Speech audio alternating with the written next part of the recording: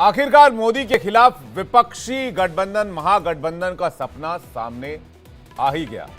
अब ये सपना साकार होगा या नहीं होगा ये तो फिलहाल पता नहीं है, लेकिन लालू प्रसाद यादव की बड़ी बेटी ने मोदी को जेल भेजने की धमकी देकर महागठबंधन के इरादे साफ कर दिए हैं। नमस्कार, मैं हूं विवेक चांडिल। आप देख रहे हैं देश का सबसे पसंदीदा डिबेट शो सबका हिसाब होगा, आपका फेवरेट शो।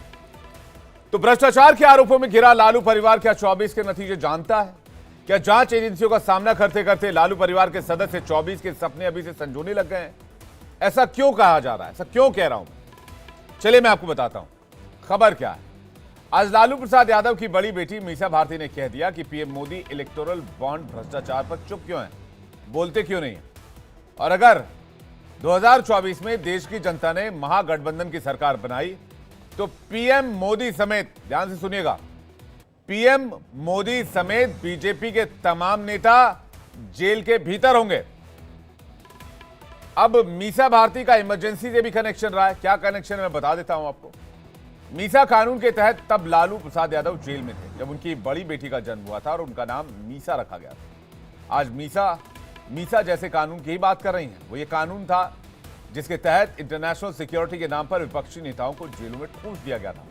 अटल, आडवाणी से लेकर लालू प्रसाद और नीतीश कुमार सभी मीसा बंदी बन गए थे। तो अब सवाल यह कि क्या करप्शन के नाम पर विपक्ष को टारगेट किया जा रहा है और इसलिए विपक्षी नेता ऐसा बयान दे रहे हैं?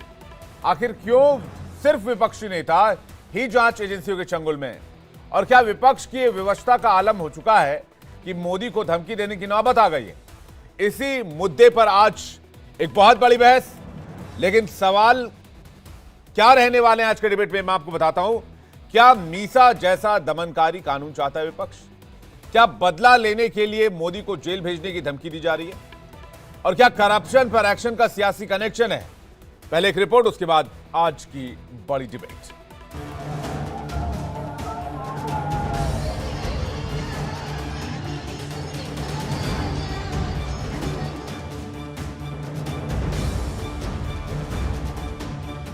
अगर देश की जनता ने कहीं हमें मौका दे दिया इंडिया गठबंधन को, प्रधानमंत्री से लेकर के जितने भी भाजपा नेता हैं जेल के अंदर बंद हो। लालू यादव की बड़ी बेटी मीसा भारती, जिनका नाम आपातकाल के दौरान कांग्रेस सरकार की तरफ से लाए गए दमनकारी कानून मीसा के नाम पर पड़ा था, वो कुछ ऐसा ही कानून लाने की धमकी पीएम मोदी को दे रही हैं। उनका पूरा बयान सुनिए। वो बंद हो गया प्रधानमंत्री जी का। इलेक्टोरल बॉन्ड पे कौन जवाब देगा? जब आते हैं वो हमारे परिवार पे आरोप लगाते हैं भ्रष्टाचार का। जानते हैं कितना बड़ा भ्रष्टाचार है? अगर देश की जनता ने कहीं हमें मौका दे दिया इंडिया गठबंधन को, प्रधानमंत्री से लेकर के जितने भी भाजपा नेता हैं जेल के अंदर बंद हो। भ्रष्टाचार को लेकर मोदी हर मंच से विपक्ष को ललकारते हैं। 24 के रण में भ्रष्टाचार को मोदी ने सबसे बड़ा मुद्दा बना दिया है, तो क्या इसलिए विरोधियों ने उन्हें जेल भेजने का प्लान बना लिया है? कांग्रेस की सरकार होती तो ये सब कुछ लूट जाता। ये लूट मोदी ने बंद की है और इसलिए मोदी पर उनका गुस्सा 7वें आसमान पर है। आपातकाल देश के लोकतंत्र पर सबसे बदनुमा धब्बा है। विरोधियों को कुचलने के लिए इंदिरा सरकार ने मीसा कानून लाया था। आपातकाल के दौरान लालू की बड़ी बेटी मीसा का जन्म हुआ था, इसलिए उनका नाम मीसा रखा गया था। आज मीसा जैसा कानून लाने की धमकी दे रही है, मोदी को जेल भेजने के ख्वाब बुन रही है। पहले उन्होंने अपना और अपने परिवार का विचार करना चाहिए। इतने प्रकार के घोटालों में और करप्शन में ये लोग अटके हुए हैं और ये कोई हमने लगाए हुए आरोप नहीं है, कोर्ट ने उनको सजा दी है। तो इसलिए इस प्रकार की बातें कहकर लोकतंत्र का मजाक उड़ाना, न्यायपालिका का मजाक उड़ाना वो छोड़ दे। ऑपोजिशन के जितने बड़े बड़े नेतागण हैं या पार्टियां, उनमें आपको एग्रेशन दिखाई पड़ रहा है और ठीक है, क्योंकि अब जो है उनकी धन शक्ति का, उनकी प्रचार शक्ति का उनके जो डेस्परेशन में, फ्रस्ट्रेशन में, ये जो उनका इरिटेशन है, उसका जवाब तो अभी फिलहाल एग्रेशन से ही दिया जा सकता है। मैं समझता हूँ इसमें ना कोई बड़ी बात है और ना ही कोई बुरी बात है। तो इसको तो फिर विंडिक्टिव पॉलिटिक्स बोलते हैं ना। अगर आप पहले से ही इस बात को घोषित करके चल रहे हैं बिना किसी आरोप के, कम से कम हम लोग को इस बात की तो संतुष्टि है भाई कि एक ऐसी सरकार है जिस सरकार को घोटाले के लिए नहीं जाना जाता। पर जब इस तरीके की बातें कही जाती हैं कि वो आएंगे तो कई नेता जेल के अंदर होंगे, फिर ये तो विंडिक्टिव पॉलिटिक्स दिखाती है, ये वेंडेटा दिखाता है, ये बदले की भावना से की सोच से की जाने वाली राजनीति दर्शाती है। ये गलत है। भ्रष्टाचार के आरोपों में घिरे लालू परिवार पर संकट मंडरा रहा है। लैंड फॉर जॉब मामले में लालू, राबड़ी तेजस्वी और मीसा भारती पर गिरफ्तारी की तलवार लटक रही है। तो क्या मीसा करप्शन पर एक्शन से बौखला गई है और मोदी को जेल भेजने की धमकी दे रही है? क्या विपक्ष को भ्रष्टाचारी बताकर इलेक्टोरल बॉन्ड का मुद्दा छिपाया जा रहा है? सवाल ये भी है कि आखिर जांच एजेंसियां सिर्फ विरोधियों का ही पता क्यों पूछती हैं? क्या बीजेपी में भ्रष्टाचार का एक भी दाग नहीं है? इन्हीं सवालों के साथ आज सबका हिसाब होगा।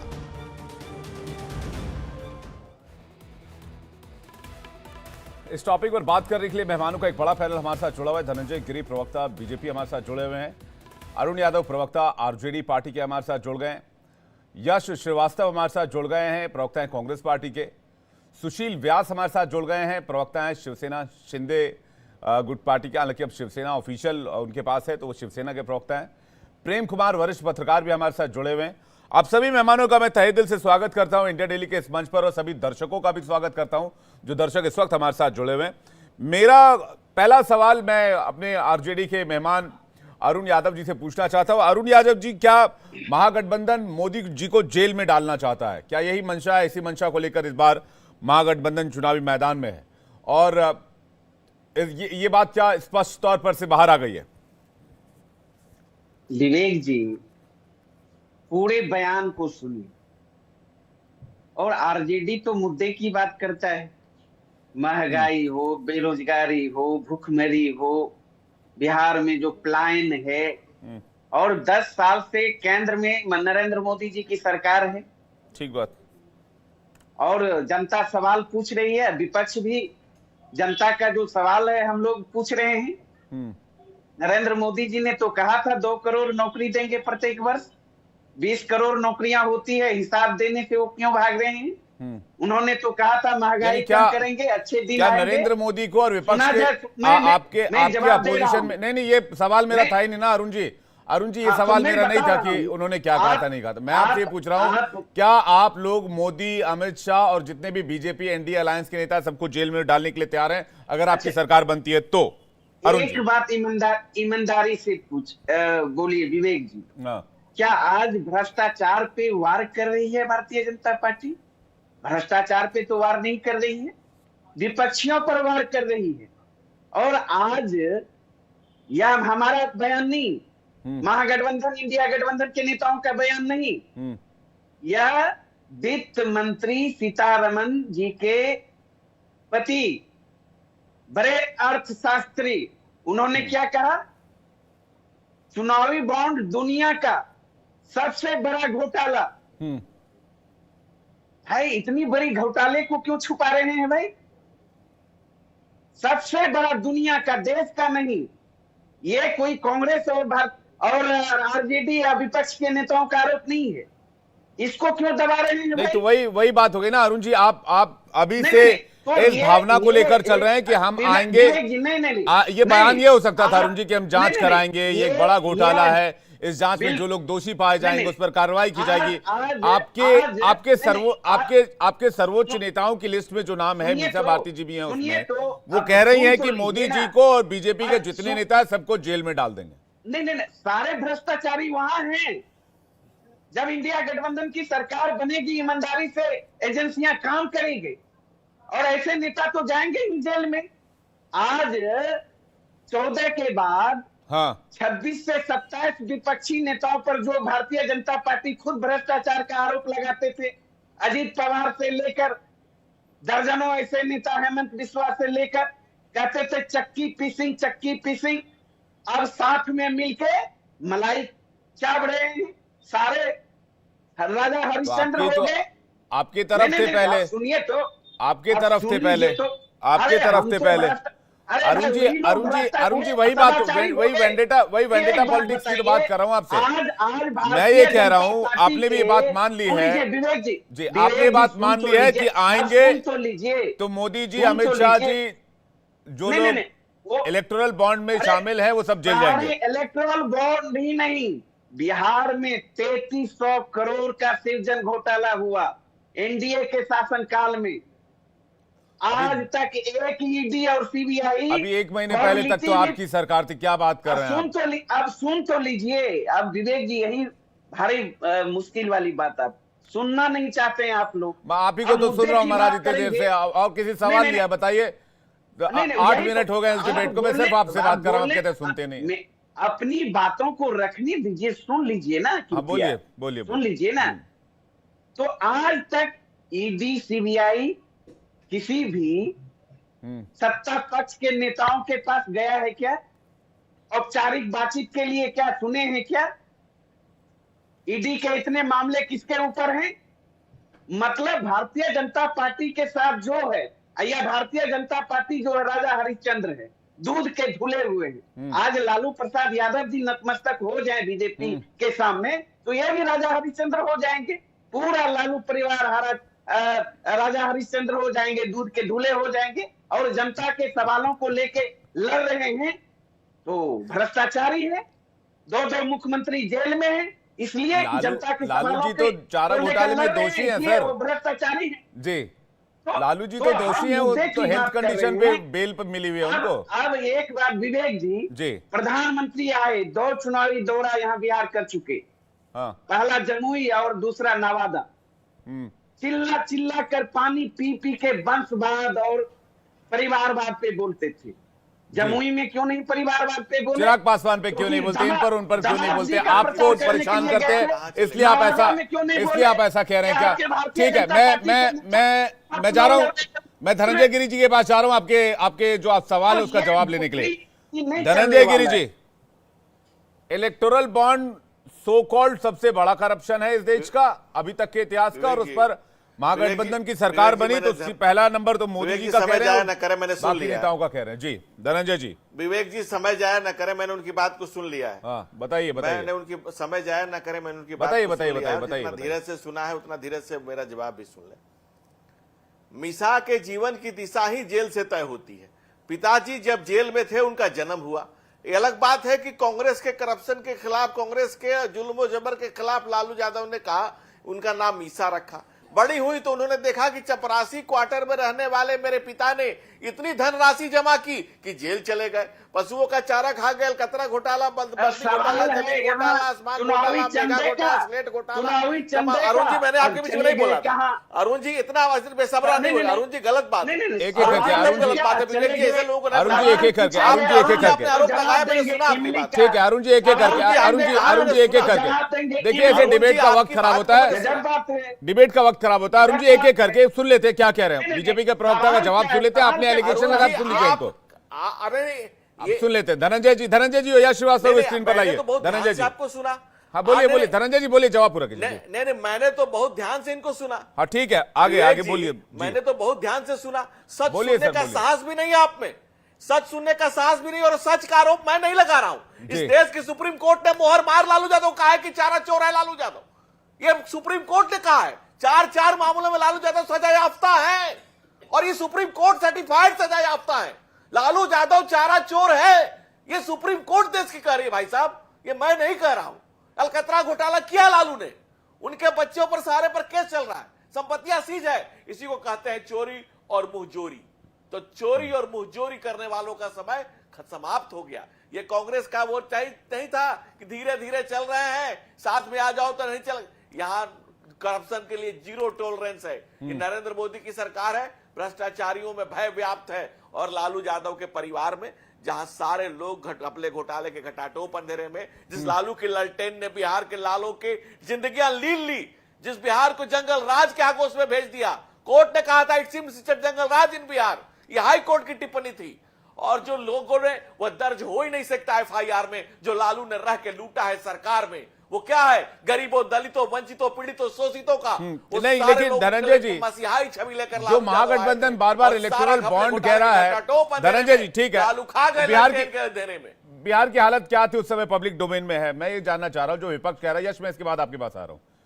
जो आरोप, जो बात मीसा भारती कह रही है कि इलेक्टोरल बॉन्ड से इन्होंने पैसा लिया और इलेक्टोरल बॉन्ड हम आएंगे तो इस पर हम कार्रवाई करेंगे, एक्शन लेंगे, और सीधा बोल रही है कि हम मोदी समेत तमाम बीजेपी के नेताओं को जेल में डालेंगे।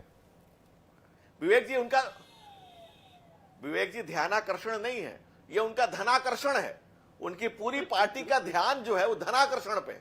इलेक्टोरल बॉन्ड से सबने लिया है, कांग्रेस पार्टी ने, टीएमसी ने, तमाम दलों ने लिया है, और दूसरे राजनीतिक दलों ने जिसने लिया उसके कई गुना ज्यादा हमें मिलना चाहिए, जो दुनिया की सबसे बड़ी पार्टी है। लेकिन ऑलमोस्ट सभी ने, सभी पार्टियों ने सभी को दिया है, और राजनीतिक पार्टियां चंदा लेती है, इसमें कौन सी बड़ी बात है? कांग्रेस के समय के आप चाहते हैं कि ना जो खाता ना भाई, जो काका कहे सही, वो आप ब्लैक जो चलता था कांग्रेस के समय वो चाहते हैं। हम लोग का, हमारा कहना है कि सब कुछ क्लियर कट हो, ट्रांसपेरेंट हो, सब कुछ स्पष्ट हो। यहाँ सब कुछ फ्लोर पे लाया जा रहा है, सब कुछ डिजिटलाइज किया जा रहा है। भाई इलेक्टोरल बॉन्ड से ट्रांसपेरेंसी आई, आप ये कह रहे हैं, लेकिन विपक्ष धन आकर्षण में लगा हुआ। यश श्रीवास्तव, आखिर ये किस तरह की चाहत है कि भाई ना जांच, ना कार्रवाई, ना एक्शन, न इस तरह का किसी अभी घोटाले की बात सामने आई है, अभी से देश के प्रधानमंत्री के लिए उनको जेल में डालने की बात की जा रही है। क्या ये एक वेंडेटा पॉलिटिक्स है या फिर एक मंशा है महागठबंधन की, हम आए तो 95 को 100 पर पहुंचाने का काम करेंगे? यश नहीं, मैं आपकी बात सुन चुका हूं, और अब मैं चाहूंगा कि आपने जैसे सबको समय दिया मुझे भी दे। सबसे पहली बात, जो आप कह रहे थे कि सो कॉल्ड घोटाला, तो वो सो कॉल्ड घोटाला नहीं है। चुनावी बॉन्ड को सुप्रीम कोर्ट ने असंवैधानिक बताया है, और हमारे धनंजय गिरी जो चारा चोर बोल के इतने खुश हो रहे हैं, तो दुनिया चंदा चोर भी चिल्ला रही है, चंदा लो धंधा दो भी कह रही है, सब कुछ कह रही है। रहा सवाल नरेंद्र मोदी को किसी आरोप में साबित होने के बाद न्यायिक प्रक्रिया या जेल का, तो भाजपा आज भले ही सत्ता में है, लेकिन अंदर से ये वही लोग हैं जो फिल्मों के पर्दे जलाते थे, जो पुतले जलाते थे, जो पर्दे फाड़ने पहुंच जाते थे, ये वही लोग हैं। तो इनके अंदर वो हीन भावना अभी तक गई नहीं है। पूरी दुनिया में जहां जहां भी लोकतंत्र है, वहां पे चाहे राष्ट्रपति का शासन हो जैसे अमेरिका में, या प्रधानमंत्री हो जैसे ब्रिटेन में, या कोई भी देश हो, वेनेजुएला जैसा छोटा देश ही क्यों ना हो। टेलर स्विफ्ट एक अमेरिका की गायक हैं, उन्होंने ट्रंप के प्रेसिडेंट होते हुए साफ साफ ट्वीट करके लिखा था कि भाई आपकी ये बात गलत है, हम आपको नवंबर में वोट आउट करेंगे। ना तो टेलर स्विफ्ट से लड़ने कोई गया, ना ट्रंप ने कोई बयान जारी किया रोते हुए कि मित्रों मुझसे दुश्मनी क्यों, और ना ही उनकी पार्टी का कोई कार्यकर्ता ऐसा रोता कूदता कहीं पे आया कि ये गलत हो रहा है और ऐसा हो जाएगा, और ट्रंप के खिलाफ कोई परवाह नहीं करता है। लोकतंत्र में सबसे बड़ी जो खासियत है वो ये है कि चुने हुए नेता अपना काम करते हैं, और आलोचना नागरिकों का अधिकार है। अब रहा सवाल भ्रष्टाचार का एक बार फिर, तो चुनावी बॉन्ड दुनिया का सबसे बड़ा घोटाला है।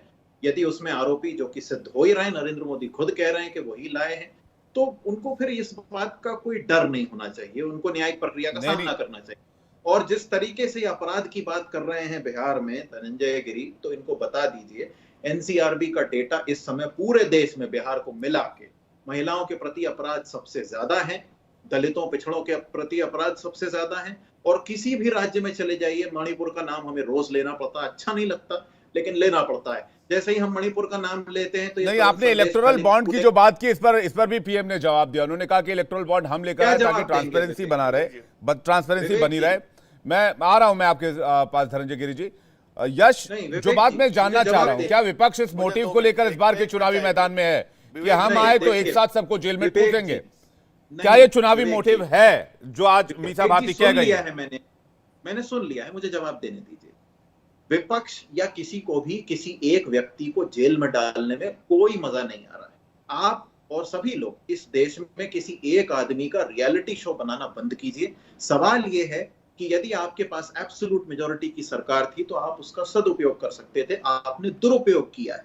और उसके बाद जब बात आती है कि आप जेल में डालेंगे, तो क्यों नहीं डालेंगे? जी। जो कोई भी आरोपी सिद्ध होता है, आप तो बिना आरोप के ईडी घर में भेज के लोगों को उठा के धर रहे हैं। आधा ठीक है, तो % ये एक एजेंडा है विपक्ष का, आप भी कह रहे हैं, अरुण जी भी कह रहे हैं। नहीं, मैं ये कह रहा लेकिन हूं आपने जो विवेक जिस जी, रियलिटी, इस एक देश आदमी में के सारा रियलिटी शो की बात की, भ्रष्टाचार- यश मैं आपको कहना चाहता हूं, रियलिटी शो मीसा भारती के बयान से शुरू होता है और इसलिए शुरू होता है। रियलिटी शो ये है विवेक जी, मैं एक सेकंड आ रहा हूं। एक आदमी YouTube चैनल का सब्सक्रिप्शन मांग रहा है, ये है रियलिटी शो। मैं एक सेकंड में आ रहा हूं। यश मैं वो बात नहीं कह रहा हूं, मैं कुछ और कहना चाह रहा हूं। मैं ये कहना चाह रहा हूं, मीसा भारती के बयान से ये रियलिटी शो शुरू हुआ और रियलिटी शो एक तरह से, भारती के बयान को मैं आपको एक तरह से बार-बार नहीं कह सकता हूं। जी छोड़िए, मैं उस बात पर बहुत जाना भी नहीं चाहता। मैं प्रेम कुमार जी के पास जाऊं, लेकिन उससे पहले सुशील व्यास जी के पास जाना चाह रहा हूं। सुशील व्यास जी, ये बात अरुण यादव जी भी कह रहे हैं कि एक मंशा तो है ये। मैं गिरी जी एक सेकंड आ रहा हूं, मैं सुशील जी का रिएक्शन ले लूं, सभी मेहमानों से एक एक सवाल पूरा कर लूं, उसके बाद आता हूं आपके पास। सुशील जी। हाँ विवेक जी, जिस मुद्दे को लेकर आज हम ये बहस चला रहे, बहन मीसा भारती जी ने कुछ कहा, तो ये मेरी नजर में हताशा निराशा से भरा हुआ बयान था। अपने आप को चर्चा में लाना, क्योंकि वो पाटलिपुत्र से उम्मीदवार घोषित हुई है और लगातार 2 चुनाव 14 और 19 का हार चुकी है वहीं से। अब चूंकि उनको फिर चर्चा में आना है तो कुछ न कुछ इस तरह का बयान देना जरूरी हो गया था उनके लिए, और इसी के चलते उन्होंने शायद ये बयान दिया है। अन्यथा किसी को जेल में डालना, किसी को पता है देश में न्यायिक प्रक्रिया है। उनके आदरणीय पिताजी को भी अगर जेल भेजा गया तो एक न्यायिक प्रक्रिया के माध्यम से भेजा गया, तो कोई इस तरह से किसी को जब चाहे जेल नहीं भेजा जा सकता। एक हमारी व्यवस्था है, आदरणीय अम्बेडकर जी का बनाया हुआ संविधान है, उस संविधान के ढांचे के ऊपर हमारा देश चलता है। किसी के कहने से कोई जेल नहीं जाता, अपने कर्मों से जेल जाता है। ठीक है, प्रेम कुमार जी कुछ कहना चाह रहे हैं। प्रेम कुमार जी, आखिर इस तरह के बयान का मतलब क्या है? देखिए विवेक जी, मीसा भारती किसी मुख्यमंत्री तो है नहीं, न गृह मंत्री हैं कि वो बोल देंगे कि हम जेल में डाल रहे हैं तो उनका कोई वैधानिक कानूनी मतलब है। लेकिन राजनीति में जब चुनाव के मैदान में जाते हैं तो इस तरह की भाषा तो आमतौर पर सभी बोल रहे हैं। नरेंद्र मोदी जी भी बोल रहे हैं, वो बोल रहे हैं कि भ्रष्टाचारियों को हम नहीं छोड़ेंगे, भ्रष्टाचारियों को। लेकिन भ्रष्टाचार में सेलेक्टिवनेस भी दिख रहा है और नहीं छोड़ेंगे बोल रहे हैं, प्रधानमंत्री बोल रहे हैं ना। हालांकि होगा तो कानूनी प्रक्रिया से, लेकिन बोल तो रहे हैं ना प्रधानमंत्री। तो यहाँ पर थोड़ा बारीक समझने की जरूरत है। ये चुनाव कैंपेन है, जब कोई बोलता है कि हम जेल भेजेंगे तो वो खुद से हथकड़ी लगा के जेल नहीं भेजेगा, न्यायिक प्रक्रिया से ही भेजेगा। अब यहाँ एक बात बहुत महत्वपूर्ण है, गिरी जी बहुत अच्छे प्रवक्ता हैं बीजेपी के, बहुत अच्छी राइमिंग बोलते हैं धनंजय गिरी जी, और बहुत अच्छे से बात रखते हैं। लेकिन गिरी जी, इस देश में भ्रष्टाचार कोई भी करे, चाहे विपक्ष का नेता हो या सत्ता पक्ष का, जी, तो निश्चित रूप से ये भ्रष्टाचार जनता पसंद नहीं करती है। और जनता ये भी पसंद नहीं करती है कि कोई पार्टी अपने इधर के भ्रष्टाचार को छिपाए और दूसरे के भ्रष्टाचार को बताए। क्या ये सच नहीं है कि राफेल मुद्दे की जांच विदेश में हो रही है? नहीं, लेकिन प्रेम कुमार जी वहां से निकाल दिया आपने इस बयान को। मैं बता रहा हूं, प्रेम कुमार जी बहुत हल्के में नहीं साफ कर दिया आपने इस बयान को। देखिए नहीं, मुझे बोलने दीजिए, भारी हो जाएगा, पूरी बात कह रहा हूं। देखिए भ्रष्टाचार राफेल मुद्दे पर विदेश में चल रहा है, वहां से कहा जा रहा है कि भारत सहयोग नहीं कर रहा है। कितने शर्म की बात है कि भ्रष्टाचार की जांच में भारत सहयोग नहीं कर रहा है। हमारे देश में अडानी के मामले की जांच के लिए कमेटी बनी, सेबी को जिम्मेदारी दी गई, कोर्ट ने दी कि जांच कीजिए, और सेबी ने कहा कि हमने कभी अडानी का मसला फाइल जो है 2014 के बाद देखी ही नहीं। तो जिसने अडानी की फाइल नहीं देखी उसको अडानी के मामले की आप जांच के लिए दे रहे हैं। क्यों नहीं आपने जेपीसी बनाई जो जांच भी हुई, फिर जांच भी हुई, जांच में कुछ आया नहीं, ये बात भी ऐड कर दीजिए प्रेम कुमार जी। उस जांच में कुछ निकला नहीं, जिसके बाद अडानी ग्रुप के शेयर फिर से बढ़ गए। तो कह रहा हूं, लेकिन ये घुमाने वाली बात है, ये घुमाने वाली बात है। प्रेम कुमार जी मुद्दे पर आइए ना, आप बोलिए। विपक्ष वेंडेटा पॉलिटिक्स लेकर चल रहा है। मैं आ रहा हूं, पूरे जहान की बात कर रहे हैं, मिसा की बात बोलने दीजिए। आप मेरे कहने का सिर्फ ये मतलब है, इलेक्टोरल बॉन्ड है, सबसे बड़ा घोटाला बोला जा रहा है। जेल की हो रही है, इलेक्टोरल बॉन्ड को आप सबसे बड़ा घोटाला बोला जा रहा है, लेकिन जांच के लिए आप एक बार भी नहीं बोलते। अलग किसी दिन अगर प्रेम जी आप प्रेम भैया मुद्दा भ्रष्टाचार है, विषय पर चर्चा कर लीजिए। प्रेम भैया भ्रष्टाचार है, आप और भ्रष्ट लोगों को जेल में भेजने का मुद्दा है कि और इस विषय पर प्रधानमंत्री के ऊपर मीसा भारती के दिए गए स्टेटमेंट, मुद्दा यह है कि मीसा भारती जो खुद जिनके कई प्रॉपर्टी आईडी प्रधानमंत्री कानून से परे थोड़े भारती ने चोर मचाए, मुख्यमंत्री को अपने जेल में डाल रखा है। जैसे मुख्यमंत्री है वैसे प्रधानमंत्री है जेल। हमने नहीं, मुख्यमंत्री और प्रधानमंत्री में क्या फर्क है? दोनों जनता से चुन के आते हैं। हाँ तो सवाल उठेंगे ना, तो प्रधानमंत्री आलोचनाओं से परे थोड़े हो गए। प्रधानमंत्री को भी जेल में भेजा जा सकता है और बिल्कुल भेजा जा सकता है, लेकिन प्रश्न यहाँ है कि आप आज इलेक्टोरल बॉन्ड के भ्रष्टाचार की जांच नहीं करा रहे, राफेल की जांच नहीं करा रहे हैं। एक धनंजय जी से जवाब ले लेते हैं। धनंजय जी इसका जवाब दे रहे हैं। प्रेम कुमार जी वेट कीजिएगा, उसके बाद बाकी मेहमान के पास आ रहा हूँ। यश इसके बाद आ रहा हूँ आपके पास। धनंजय जी मैं एक एक करके बिंदुवार जवाब दे देता हूं। एलन ऑक्टोवियो ह्यूम के स्थापित की गई कांग्रेस जिसकी वारंटी समाप्त हो गई, उसकी गारंटी पर भी अब कोई भरोसा नहीं कर रहा है। दूसरा, किसी सिंगर के कहने से क्या हो रहा है, यहां तो मजरूर सुल्तानपुरी ने लिखा कि नेहरू को हिटलर का चेला और 1 साल जेल रहकर आए थे। इस देश ने वो भी देखा है। इस देश ने वो भी देखा है कि इमरजेंसी लगा करके कैसे एक एक व्यक्ति के अधिकार सीज कर दिए गए। वो कांग्रेस भी जिसने लोकलाज को नहीं छोड़ा, लोकतंत्र की बात कर रही है। इससे बड़ा मजाक और हास्यास्पद बात क्या हो सकती है? इसके अतिरिक्त इस देश के कानून पर, संविधान पर विश्वास रखिए, क्योंकि उसी संविधान से 5,000 करोड़ का नेशनल हेराल्ड का प्रॉपर्टी को 50 लाख में हड़प लेने वाले आदरणीय राहुल गांधी और परम आदरणीय सोनिया गांधी दोनों बेल पर, जमानत पर चल रहे हैं। दोनों जमानत पर चल के सियासत कर रहे हैं। और उस केस में, नेशनल हेराल्ड केस में, न भाजपा का कोई लेना देना है, न भाजपा ने कोई केस किया है। वो केस उन लोगों ने किया है जो नेशनल हेराल्ड केस के फाउंडर मेंबर थे। तो ये घपले घोटाले के घटाटोप अंधेरों में और जो परिवारवाद के जंगल में जिस तरह से इस देश को आपने लगातार अंधेरे में रखा, और मीसा भारती का जेल से पुराना रिश्ता है, वो अपने परिवार में लगातार जेल और बेल का खेल देखती रही है। और मैं निवेदन करूंगा प्रेम भैया से कि अगर जिस विषय पर चर्चा हो रही है उसी विषय पर हम लोग बात करें। और देश के कानून संविधान के तहत अगर कोई जेल जाता है और कह रहे हैं कि आप आपके यहाँ जाता है, तो भाई विपक्ष निकाल दे कि ये लिस्ट है भ्रष्टाचारियों की, हम उन्हें नहीं लेंगे। वो कल तक अशोक चौहान उनके यहाँ थे तो लोग उनके यहाँ सीट शेयरिंग पर बात कर रहे थे, हमारे यहाँ आए तो भ्रष्ट हो गए, जबकि उनके केस पहले समाप्त हो गए। हेमंत बिश्व शर्मा 2013 में सीबीआई ने केस बंद कर दिया, हमारे यहाँ आए तो भ्रष्ट हो गए। तो आप लिस्ट निकालिए कि ये भ्रष्टाचारी है जो हमारे यहाँ है, इसको हम लोग नहीं लेंगे। हम जान देंगे कि आपने भ्रष्टाचारियों को भर भर के अपने यहाँ रखा हुआ है। तो आपके यहाँ रहे तो वो शिष्टाचारी है, हमारे यहाँ जाए तो भ्रष्टाचारी है।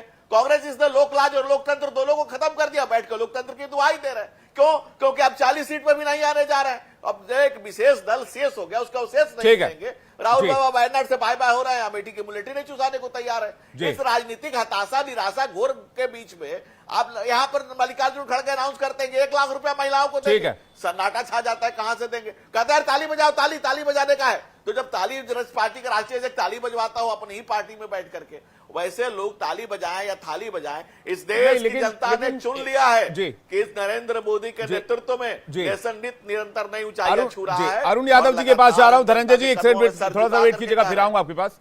सवाल यह कि पहले से इस तरह के बयान का मतलब क्या है अरुण जी? इसके बाद यश मैं आपके पास आ रहा हूं। देखिए विवेक जी, देखिए देश में एक न्यायिक प्रक्रिया है, देश में अदालतें हैं। नहीं, बिल्कुल देश में एक सिस्टम बना हुआ है, लेकिन सरकार में एक तो आने की वो दिखती है कि भाई आ ही जाएंगे, या फिर एक कॉन्फिडेंस वाली बात है। चलिए अच्छी बात है, मानते हैं कि चलिए अगर महागठबंधन जीत जाए, मैं तो शुभकामनाएं भी देता हूं महागठबंधन को। लेकिन क्या ये पूर्वाग्रह से ग्रसित होना नहीं है? इसी को तो वेंडेटा पॉलिटिक्स कहते हैं अरुण जी। नहीं, वेंडेटा पॉलिटिक्स तो दिख रहा है नरेंद्र मोदी जी जिस तरीके से विद्वेष की राजनीति कर रहे हैं जी। तो हम तो मुद्दे की बात कर रहे हैं, मुद्दे की भी बात तो उसको भी तो मोदी को जेल में डालना आपके लिए एक मुद्दा है, मैं तो यही पूछ रहा हूँ आपको। अरे भाई, जन सरोकार की बात क्यों नहीं करते आप लोग भाई? जन सरोकार की बात अगर आपके नेता जो बात करेंगे वही तो हम करेंगे ना अरुण जी। पूरा करिए ना, मुद्दे की भी बात तो कर रहे हैं। कह तो रहे इलेक्टोरल बॉन्ड पर घमासान मचा हुआ है, पूरा डिबेट ही इलेक्टोरल बॉन्ड और मीसा भारती के बयान पर हो रहा है। बोलिए ना, आपका जवाब बोलिए। मीसा भारती जी ने क्या कहा? मुद्दे की बात नहीं की उस बयान में, रोजगार की बात नहीं की उन्होंने, ये बात नहीं की हमारी सरकार इंडिया गठबंधन की बनेगी जो रिक्त पदे हैं 30 लाख हम भरेंगे, ये बात नहीं कही, बता दीजिए नहीं कही। ये तो कांग्रेस के मैनिफेस्टो में भी है, न्याय पत्र 2024 को तो पूरा चलाया हमने, 9 PM के स्पेशल कवरेज में चलाया उसको। मीसा जी जो पूरा बयान महिला सुरक्षा की बात कर रहे हैं, रोजगार की बात कर रहे हैं, इनके शासन काल में जो भ्रष्टाचार हो रहे हैं और भ्रष्टाचारियों को क्लीन चिट दिया जा रहा है, राजा हरिश्चंद्र बनाया जा रहा है, तो उन सारी बातों पर चर्चा हो रही है जनता के बीच। हमारे नेता सवाल पूछ रहे हैं, आप बताओ भाई 10 साल में क्या किया? एक भी रुई की फैक्ट्री बिहार में क्यों नहीं खुली? कितने सेना में भर्ती हुए? कितने नौजवानों को रेल में नौकरी आपने दिया? आप विशेष राज्य का दर्जा क्यों नहीं दिया? सारे सवाल हम पूछ रहे हैं, लेकिन भारतीय जनता पार्टी के पास इसका जवाब नहीं है, तो वही भ्रम फैलाने की राजनीति कर रहे हैं, भटकाने लटकाने की बात कर रहे हैं। आप मुद्दे पे बात करिए ना। जनता का जो मूल सवाल है, बेरोजगारी, महंगाई, गरीबी, भूखमरी, 39 सीट बिहार ने दिया, आपने बिहार को क्या दिया? ये तो बताइए प्रधानमंत्री जी और भारतीय जनता पार्टी के लोग बताए। 17 साल से एनडीए की सरकार यहाँ है, डबल इंजन की सरकार है, उसके बावजूद भी पलायन जारी है, एक भी फैक्ट्री नहीं, रोजगार नहीं। ठीक है, आप कह रहे हैं मुद्दों की बात, मैं इसका जवाब मैं इसका जवाब धनंजय गिरी से ले लूंगा, लेकिन आप कह रहे हैं आप जो मुद्दों, अरुण जी आप कह रहे हैं मुद्दों की बात, भाई ये बात हमने तो कही नहीं, ये स्टेटमेंट आपकी पार्टी के नेता की तरफ से आया, तो आपकी पार्टी के नेता की तरफ से जो स्टेटमेंट आया हमने उसको चलाया। ये बातें विवेक जी हमारे दल के नेता बराबर उठा रहे हैं। नहीं, ये बात लगातार डिबेट में भी उठ रही है, ऐसा नहीं, आप देखा कीजिए इंडिया डेली का ये शो डिबेट का सबका हिसाब होगा, हम सभी मुद्दों पर बात करते हैं। अरुण जी, धनंजय जी आपको जवाब देना चाह रहा हूँ, यश उसके बाद मैं आपके पास आ रहा हूँ। धनंजय जी जल्दी से, ठीक है धनंजय जी, मुद्दा विहीन कौन है? नहीं, आप ही बता दीजिए मुद्दा विहीन कौन है? भाई आप कहते हैं आपके पास मुद्दा है, अरुण जी आप कहते हैं आपके पास मुद्दा है, फिर आप कहते हैं कि भाई हम आएंगे तो हम मोदी को जेल में डाल देंगे। अगर मुद्दा है तो क्या इस तरह की बातों का कोई आशय है? इस तरह की बातों का कोई आशा है? अगर आपके पास बहुत मजबूत ग्राउंड है, देखिए एक बात समझिए कि 10 साल का एंटी इनकम्बेंसी है इस सरकार के पास, इनकम्बेंट गवर्नमेंट है और एंटी इनकम्बेंसी साथ में रहेगी वो, ये जाहिर सी बात है, ये होता है, किसी भी सरकार के साथ होता है, कम ज्यादा होता है, 1% 2% भी होता है, 10% 20% भी होता है, 40-50% भी होता है। अब मौजूदा सरकार ने उस एंटी इनकम्बेंसी को हावी नहीं होने दिया, वो अपनी बात ज्यादा मजबूत तरीके से रख पाती है। अब विपक्ष अगर नहीं रख पाता है तो विपक्ष की गलती है, विपक्ष कहता मुद्दे बहुत है, 2019 में भी विपक्ष कह रहा था मुद्दे बहुत हैं, लेकिन वो रिजल्ट में परिलक्षित नहीं हुआ, 303 सीटें बीजेपी को मिली। बताइए मैंने कुछ गलत तो नहीं कहा यहां पे? धनंजय जी आपको जवाब देना चाह रहे हैं, उसके बाद यश श्रीवास्तव आपके पास आ रहा हूं। धनंजय जी जल्दी से आपका रिएक्शन। विवेक जी, एक होती है एंटी इनकम्बेंसी, हमारी सरकारें जहां चलती है वहां होते हैं प्रो इनकम्बेंसी। गुजरात इसका एग्जाम्पल है, हमने रिकॉर्ड तोड़ मार्जिन जीता है। मध्य प्रदेश इसका एग्जाम्पल है। इसके अतिरिक्त जो राजद के प्रवक्ता कह रहे थे, भाई लालू ने बिहार को लूटा लूल करके, कम से कम अब झूठ बोलना बंद कीजिए। आपने जब बिहार के बंटवारे का विधानसभा में पास किया तब आपकी सरकार, उसके बाद आपने विशेष राज्य के दर्जा के लिए दिल्ली में जब भेजा तब यूपीए की सरकार थी। भाई साहब आपके बीच में तो बोलता नहीं, भाई साहब झूठ सच से क्यों मानते हैं कि आप सच सुनने की हैसियत नहीं आपकी? सच आपका डरावना है, भयावह है। लालू के लड़के ने बिहार को लीन लिया है, ये सच, लेकिन सच तो सुनना पड़ेगा ना, आपने जो कहा उसका जवाब तो सुनना पड़ेगा। भाई साहब आप लुटेरे हैं, सुप्रीम कोर्ट सर्टिफाइड लुटेरे, लेकिन ये बात तो आपको सुननी पड़ेगी ना। और हमने तो कुछ साफ किया नहीं था भाई, उस समय यूपीए की सरकार ने चारा घोटाला का। भाई साहब मैं आपके सवालों का जवाब दे रहा हूँ, ठीक है आप लुटेरे हैं, लेकिन अरुण जी एक एक करके, अरुण जी एक एक करके, अरुण जी एक एक करके, एक एक करके, अरुण जी एक एक करके, अरुण जी एक एक करके, धनंजय जी को और यश जी को स्क्रीन पर लाइए। अरुण जी एक एक करके प्लीज। हाँ बोलिए धनंजय जी, जल्दी से जवाब पूरा कीजिए। विवेक जी, उसके बाद यूपीए की सरकार थी दिल्ली में, उसमें लिख करके आया कि विशेष राज्य का दर्जा दिया जाए। रघुराम राजन कमेटी की रिपोर्ट ने कह दिया कि सिर्फ पर्वतीय क्षेत्रों को मिल सकता है और इसके अलावा कुछ एरिया को, उसमें तय कर दिया कि बिहार को नहीं मिलेगा स्पेशल स्टेटस। उसके बाद रघुराम राजन कमेटी बनी और उस कमेटी ने परमानेंटली पास कर दिया है कि नहीं मिलेगा। अब उसके बाद भी झूठ बोलते हैं, झूठ बोल करके झुंझुना थमा रहे हैं बिहार के लोगों को। अरे अब कितना बनाइएगा। दूसरा, जब आप थे चारा घोटाला आपने किया तब सरकार दिल्ली में भी आपकी थी, बिहार में भी आपकी थी। जांच सीबीआई की उस समय हुई, उस समय भी दिल्ली में यूपीए की सरकार थी आपकी और बिहार में भी आप थे। कोर्ट ने जो आपके खिलाफ आदेश पारित किया तथ्यों के आधार पर किया। आप रघुराम राजन कमेटी की रिपोर्ट ने खारिज कर दिया, उस समय भी यूपीए की सरकार थी, फिर भी आप उसी बात को गाए जा रहे हैं। अरे आज का नौजवान पढ़ा लिखा नौजवान है जो लालू के परिवार के लिए अपने कंधे नहीं छिलेगा। उनके कंधे छिल गए, राजद कार्यकर्ताओं के कंधे छिल गए। मैं इलेक्टोरल बॉन्ड पर इलेक्टोरल बॉन्ड पर धनंजय जी आपसे सवाल लूं। यश जी का पहले रिएक्शन ले लेता हूं, क्या कहना चाह रहे हैं। काफी देर से वेट कर, उसके बाद इलेक्टोरल बॉन्ड वाला सवाल मैं आपसे लूंगा क्योंकि बार बार ये सवाल उठाया जा रहा है। यश, आपका रिएक्शन। विवेक जी, सबसे पहली बात तो हम लोग 2024 में है, ये सन 60-70 के जमाने की फास्ट पेस्ड कवाली सुन सुन के वाकई अब बोरियत होने लगी है। तथ्य हो तो बात कीजिए, ये तुकबंदी मत सुनाइए, ये मेरा सबसे निवेदन है। पहली बात ये है कि यदि इनको इतना मजा आ रहा है लालू जी के बारे में कुछ भी कहने में, तो ये याद रखें कि सुप्रीम कोर्ट ने भी तथ्य और तर्कों के आधार पर ही चंदा चोर नाम का एक सर्टिफिकेट, उन्होंने नहीं लेकिन दुनिया ने दिया है सुप्रीम कोर्ट के वर्डिक्ट के बाद। तो चंदा चोर कौन है, चंदा लेके धंधा कौन कर रहा है, Modi washing powder, BJP washing machine. तो ये धनंजय गिरी जी अपना शीशे का मतलब ये चुराए हुए पैसे से बने हुए शीशे के मकान को पहले देख लें, अगर इनको मेटाफर का इतना ही शौक है तो। सबसे पहली बात आती है मीसा जी के बयान की। मैं फिर कह रहा हूं, लोकतंत्र में किसी भी नागरिक को पूरा अधिकार है कि वो पार्टी या किसी भी पदधारी के बारे में आलोचना, निंदा कुछ भी कह सके, जेल डालने की बात भी कह सके। ये देश का संविधान अधिकार देता है। आप किसी भी नागरिक को ये नहीं कह सकते कि तुम हमारी आलोचना मत करो या तुम हमें गलत मत ठहराओ। ये अधिकार है। ये बात धनंजय गिरी को शायद पता है। विवेक जी, मुझे मेरी बात पूरी कहने किसी को ये कहने का अधिकार नहीं है कि कोई मुझे जेल में डाल दे। बिल्कुल है, नहीं है, बिल्कुल नहीं। अरे ये कैसी बातें कर रहे हैं आप? बिल्कुल है, बिल्कुल नहीं, बिल्कुल है। ये नहीं, आप मुझे मेरी बात पूरी कहने कानून दीजिए। तय करेगा, ये कानून तय करेगा मुझे जेल जाना है नहीं जाना है।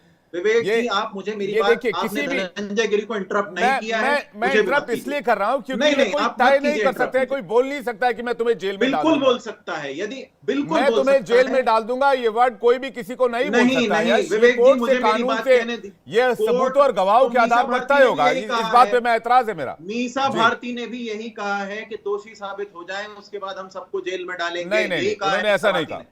बिल्कुल यही कहा है उन्होंने। और मुझे मीसा भारती का बयान जरा रेडी रखिएगा। सरद में अपने सहयोगी को बोल रहा हूँ, आप बोलिए, जवाब पूरा कीजिए। झूठे और बेकार कांग्रेसी है तो झूठा है, कांग्रेसी है तो धनंजय जी यश को पूरा कर लीजिए। धनंजय जी यश को पूरा कर लीजिए।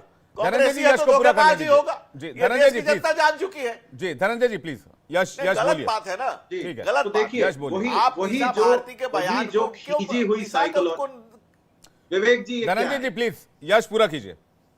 जी, तो देखिए वही जो साइकोलॉजी है, मैं फिर कह रहा हूँ, पूरी दुनिया में उदाहरण भरे पड़े हैं। ऋषि सुनक को भी निंदा का सामना करना पड़ा है, उसके पहले भी जो भी वेनेजुएला में नोटबंदी रोल बैक की गई है जनता के प्रोटेस्ट के बाद। इस समय इजराइल के नेतन्याहू के खिलाफ भी जनता खड़ी हुई है, सिर्फ एक व्यक्ति के लिए।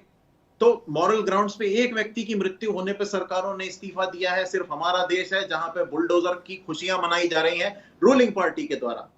तो बात अगर आती है, मैं फिर बता रहा हूं, बार बार बता रहा हूं, संविधान किसी भी सत्ताधारी की आलोचना, निंदा का पूरा हक देता है। और यदि कोई भी पदधारी दोषी साबित होता है तो न्यायिक प्रक्रिया उसके लिए जेल तक की सजा का प्रावधान देती है। इसी संविधान को बदलने के लिए आरएसएस बीजेपी वाले आज यहाँ पे 400 कर रहे हैं। इनका सच कुछ और है। पूरी दुनिया से नेता इंपोर्ट कर करके ये अपनी पार्टी चला रहे हैं और चुनावी बॉन्ड का लूटा हुआ पैसा है जो है उसी ने इनको पार्टी, बड़ी पार्टी जो ये कहते हैं वो बनाया है। इसके पहले ये कुछ नहीं थे। ये बात इनको याद होनी चाहिए। और देश की जनता के लिए ये चुनाव जो है ये बहुत मायने रखता है। ये केवल आम कोई चुनाव नहीं है, ये लोकतंत्र की दिशा निर्धारित करने वाला है। संविधान को बचाने के लिए आपको क्या करना है इस चुनाव में, ये आप, मैं, असल में सब जानते हैं। जी सुशील जी इस पर कुछ कहना चाह रहे हैं? धनंजय जी इसका जवाब मैं आपसे लूंगा, प्रेम कुमार जिसके बाद मैं आपकी बात कर रहा हूं। सुशील जी। विवेक जी, कोई भी जब नई व्यवस्था बनती है तो उसकी आलोचना होना स्वाभाविक है। इलेक्टोरल बॉन्ड जैसे प्रधानमंत्री जी ने कहा, एक नई व्यवस्था उन्होंने लाई जिससे कम से कम पारदर्शिता आपको दिखती है कि कहां से फंड आता है और किस तरह से राजनीतिक दल चलाए जा रहे हैं। इसके पहले मैं पूछना चाहता हूं, जो साथी बोल रहे थे, क्या 2024 के पहले जो चंदे आते थे उसका कहीं हिसाब है? कौन दे रहा था, कहां से आ रहा था? पार्टियां तो तब भी चल रही थी खर्चे। लेकिन एक नई व्यवस्था प्रधानमंत्री जी ने लाई, मैं किसी के बीच में नहीं बोला, मैं साथी किसी के बीच में नहीं बोला। मैं जानता हूँ दुख की, मैं जानता हूँ कहाँ नमक लग गया, मैं जानता हूँ, लेकिन मैं किसी के बीच में नहीं बोला। लगता है हमें भी दिख रहा है साफ साफ, आपको भी लग गई है, ठीक है। एक प्रधानमंत्री जी ने पहल की है देश के सामने, बहुत ही पारदर्शिता के सामने, कि एक राजनीतिक चंदा भी जो आता है, कोर्ट को बताइए, चीफ जस्टिस को बताइए, अगर उसमें कोई चीफ जस्टिस ने इसको संवैधानिक भाई इसीलिए सत्ता के बाहर हो गए, सुनने की आदत खो गई, इसीलिए सत्ता के बाहर हो गए। जस्टिस सत्ता के बाहर हो गए, सुनने की उसमें है चीफ जस्टिस। अरे अंकल, चीफ जस्टिस ने असंवैधानिक करार दिया है, तो आपको देश की जनता ने ला दिया है, चीफ जस्टिस ने। चिंतन कीजिए, आत्मचिंतन कीजिए। चुनाव में नहीं आते हैं, चीफ जस्टिस ने कहा कि ये असंवैधानिक करार किया है। यश सुन लेते हैं, सुशील जी सबको सुन रहे थे ध्यान से। सुशील जी बोलिए, पूरा कीजिए, सुशील जी बोलिए। अगर सर्वोच्च न्यायालय ने कहा, सर्वोच्च न्यायालय ने एसबीआई से और इलेक्शन कमीशन से कहा कि जो जहां चीजें सामने आती है उसको पटल पर रखिए, उन्होंने पटल पर रख दिया। इसके अलावा सर्वोच्च न्यायालय ने क्या कहा? अभी भी ये जो मुद्दा है न्याय प्रविष्ट है, इस पे बहुत ज्यादा कोई फाइनलिटी नहीं आई है, इसमें इसको थोड़ा सा जान लें। इसलिए एक जो पारदर्शिता लाने, हाँ तो मालूम है, तो फिर आप क्यों कह रहे कि सर्वोच्च न्यायालय ने ये कहा? सर्वोच्च न्यायालय ने, ये इकोनॉमिक टाइम्स की खबर है, सर्वोच्च न्यायालय ने अनकॉन्स्टिट्यूशनल शब्द कहा है इलेक्टोरल बॉन्ड। ठीक है ना, ठीक है, फाइनलिटी हो गई नहीं है, गलत है। क्या आप आज इस चैनल पे कहना चाहते हो कि ये फाइनल डिसीजन आ चुका है? क्या आप are you going on record, आप ये कहना चाहते हो सर्वोच्च न्यायालय ने अंतिम रूप से कह दिया है? अभी भी न्याय प्रविष्ट है मुद्दा, बिल्कुल कह दिया है। चुनावी बॉन्ड उसके बाद से बंद है। ये अलग बात है कि चुनावी बॉन्ड में आखिरी 3 दिन में भी आपने खूब खेला किया है, लेकिन चुनावी बॉन्ड उस तारीख से बंद है। ठीक है, सुप्रीम कोर्ट सुशील जी अपना जवाब पूरा कीजिए, उसके बाद बाकी मेहमानों का रुख करूंगा। प्रेम कुमार जी के पास जा रहा हूं। मैं सुशील जी, तो मित्र, अगर चुनावी बॉन्ड के माध्यम से चंदा लेना अगर आपकी नजर में गलत है, तो जिन तमाम दलों ने दूसरे, तीसरे, चौथे, पांचवें, छठे नंबर पे भी जो कानून बनाया, उन्होंने भी चंदा लिया, तो वो भी फालतू का डाइवर्जन। आपका मैं मापदंड लगाऊं तो वो भी गलत है। अगर नहीं, हमारा कोई मापदंड नहीं है चुनावी बॉन्ड का। हम शुरू तो फिर आप क्या कहना चाहते हो? या तो आप स्पष्ट कीजिए, आप क्या कहना चाहते हो? ये भाजपा के चुनावी बॉन्ड का विरोध आप भी करते थे, फिर आपकी पार्टी टूट गई, गंगा जल में पवित्र है। ठीक है, ठीक है, ठीक है। देखिए, मैं इसी को थोड़ा और एक स्टेप आगे ले जाता हूं, चूंकि मीसा भारती के बयान से जुड़ा हुआ है, जिसमें वो कह रही है कि हमारी सरकार बनी तो प्रधानमंत्री को जेल भेज देंगे। प्रेम कुमार जी, ये बताइए कि कांग्रेस पार्टी टीएमसी के बारे में कुछ नहीं बोलती है। अब आप पूछिएगा कि भाई टीएमसी के बारे में क्यों बोले, तो कांग्रेस एक जो बहुत बड़ी पार्टी है, राष्ट्रीय पार्टी है, कई राज्यों में सरकार है, कई राज्यों में अलायंस में भी है। कांग्रेस पार्टी को चंदा मिला अभी तक की डेटा के हिसाब से 1421.86 करोड़ रुपए, 1421.86 करोड़ रुपए। टीएमसी को मिला 1609.53 करोड़ रुपए। तो ये बात करप्शन की बात जो है वो इलेक्टोरल बॉन्ड को लेकर, क्या इसमें विपक्ष सेलेक्टिव हो जाता है? बीआरएस को, जो उससे भी छोटी पार्टी है टीएमसी से भी, 1214.70 करोड़ का चंदा मिला इलेक्टोरल बॉन्ड के तहत। क्या सब कुछ पारदर्शी है? सब कुछ बढ़िया बढ़िया है? विवेक जी, पहली बात यह है कि इलेक्टोरल बॉन्ड को लेकर जो विरोध है, जो बात है, वो इस बात के लिए नहीं है कि किसको कितना चंदा मिला। चंदा लेने की एक प्रक्रिया तय कर दी गई, उस प्रक्रिया के तहत सबको चंदा लेना है। अगर हमें ईवीएम पे वोट दबाना है तो हम बैलेट पेपर से थोड़े दबा सकते हैं, सबको ईवीएम में ही डालना पड़ेगा। वैसे इलेक्टोरल बॉन्ड आया तो इलेक्टोरल बॉन्ड से ही चंदा लेना होगा। नहीं, आप मेरा सवाल समझे नहीं। बॉन्ड असंवैधानिक है, हम समझ गए हैं। मैं फिर से आपको बता दे रहा हूं, सुन लीजिए। अब मैं फिर से सवाल बता दे रहा हूं। मैं ये जानना चाह रहा हूं, टीएमसी की सरकार कितने स्टेट में है? पश्चिम बंगाल में सिर्फ। तो पश्चिम बंगाल में एक स्टेट में रूल करते हुए टीएमसी को 1609.53 करोड़ रुपए, 1603.53। फिर आप वही आ रहे हैं ना, कांग्रेस को जो कुछ राज्यों में सरकार है, कुछ राज्यों में अलायंस में भी है, वो आपसे, वो कांग्रेस पार्टी कम है टीएमसी से 1421.86 करोड़ रुपए। आपके प्रश्न को मैं समझ रहा हूं, तो टीएमसी के पास ज्यादा क्यों है? को सरल कर दें तो विपक्ष क्या इस मुद्दे पर सिलेक्टिव है? प्रश्न को सरल कर दें तो दीजिए विवेक जी। सुन लीजिए विवेक जी, आपके प्रश्न को सरल कर दें तो है कि बीजेपी सबसे ज्यादा बड़ी पार्टी है, अधिक राज्यों में शासन है, तो उसको ज्यादा चंदा मिलना स्वाभाविक मैं ये कह ही नहीं रहा हूं, आपकी बात मैं ये कह रहा हूं तो स्वाभाविक टीएमसी है। क्या कांग्रेस से बड़ी पार्टी है? टीएमसी को बड़ा चंदा कैसे मिल गया? क्या उसमें आप लोगों को करप्शन नहीं दिखता है? क्या विपक्ष इस मामले में सेलेक्टिव है? फिर मैं सवाल पूछूंगा, फिर यश बोलेंगे आपको बोलने दिया जाए। बोलिए आप, मैं आपकी बात सुन लेता हूं। बोलिए। अगर सुनिए, टीएमसी का करप्शन अगर ऐसे आता है कि उसने सीबीआई को भेजा, आईटी को भेजा, ईडी को भेजा और एक्सटॉर्शन किया तो विरोध होगा। अगर इस रूप में आता है कि कोई कंपनी जो 3 साल की भी नहीं है उसको इलेक्टोरल बॉन्ड से चंदा देने का अधिकार भी नहीं है और उससे टीएमसी ने या किसी पार्टी ने चंदा लिया तो गलत है, सवाल उठेंगे। अगर ऐसा आता है कि जो कि डूबी हुई कंपनी है, जिसका फायदा नहीं नुकसान हुआ है, वो अगर चंदा दे रहा है तो सवाल उठेंगे कि कैसे चंदा दे रहा है। तो सवाल यहाँ चंदा जो दे रहे हैं उनको लाभान्वित करने का है और पूरा करप्शन का मसला, करप्शन पर बात हो रही है। किसको ज्यादा चंदा मिला, किसको कम मिला, ये मुद्दा ही नहीं। ये मुद्दा तो बीजेपी बना रही है। आप जांच कराइए ना, इलेक्टोरल बॉन्ड का कैसे इस्तेमाल हुआ है उसकी जांच कराइए। ये बड़ा सवाल है। ये चंदा किसको ज्यादा मिला, किसको कम मिला, उसका सवाल नहीं है। कोई भी पार्टी अगर एक्सटॉर्शन करके चंदा ले रही है, कोई भी पार्टी अगर नियम को तोड़ करके चंदा ले रही है इलेक्टोरल बॉन्ड के थ्रू, और ये बात क्रोनोलॉजी में शामिल हो रहा है। दूसरी बात है कि बीजेपी कहती है कि हम इलेक्टोरल बॉन्ड को चूंकि लाए इसलिए सबको पता चल रहा है, डाटा पहले पता नहीं चलता था।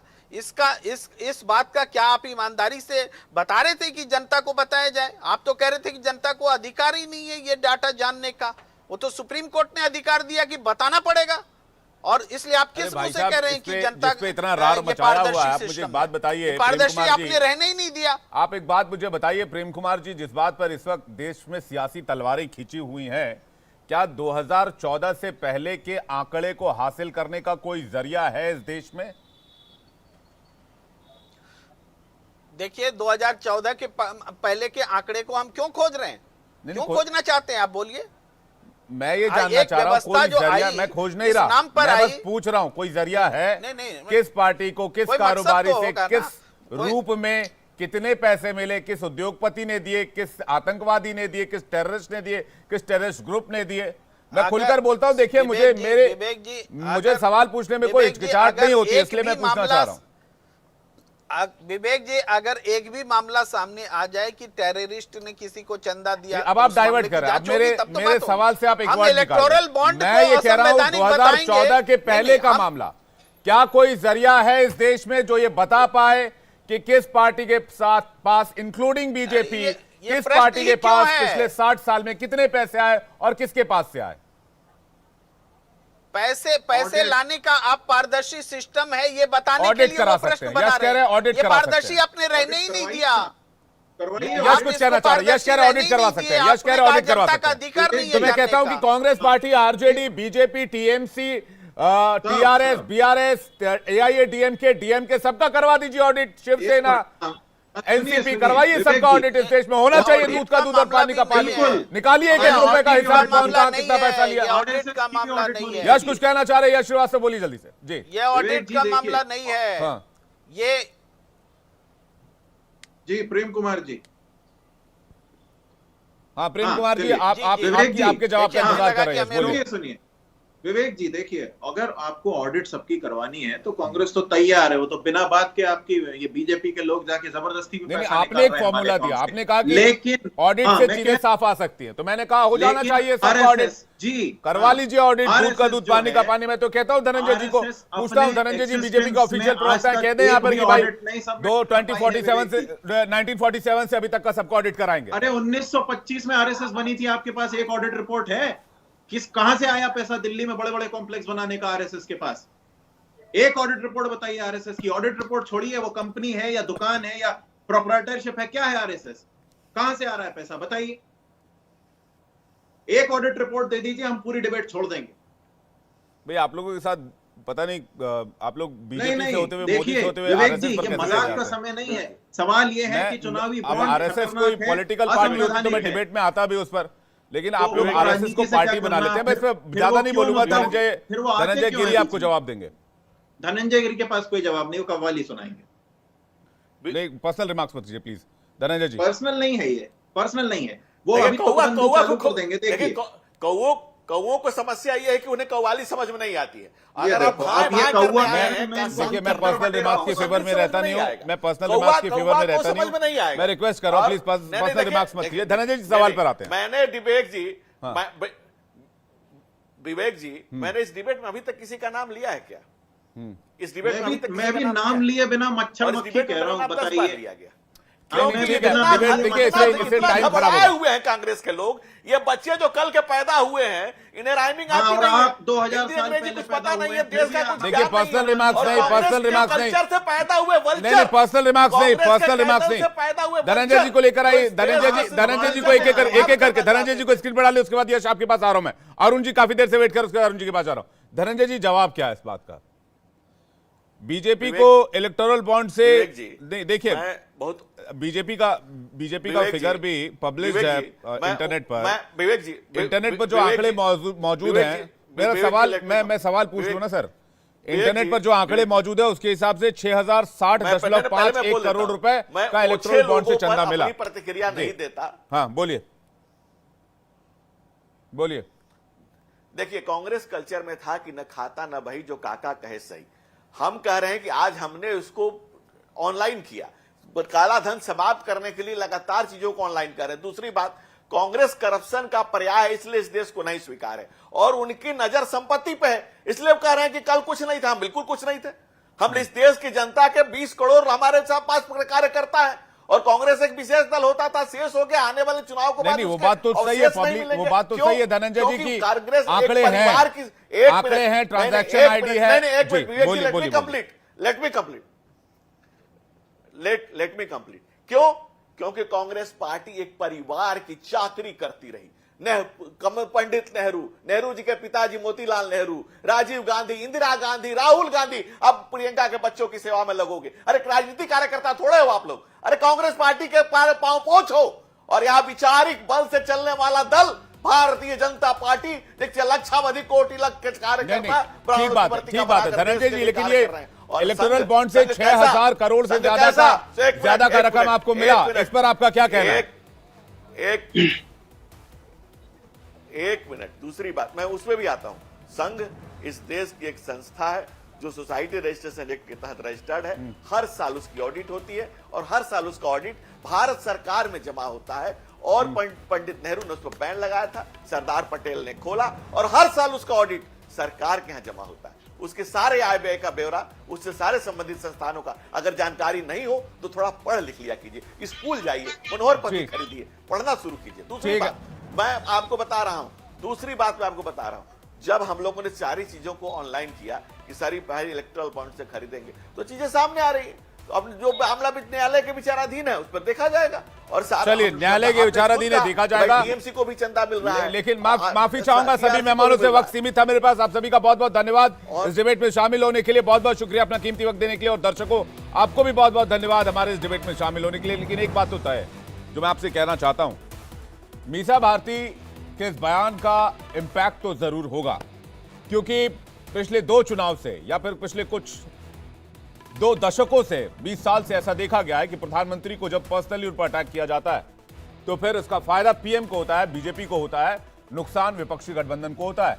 थोड़े दिन पहले लालू प्रसाद यादव ने भी मोदी के परिवार को लेकर रिमार्क दिया था, जिसको प्रधानमंत्री मोदी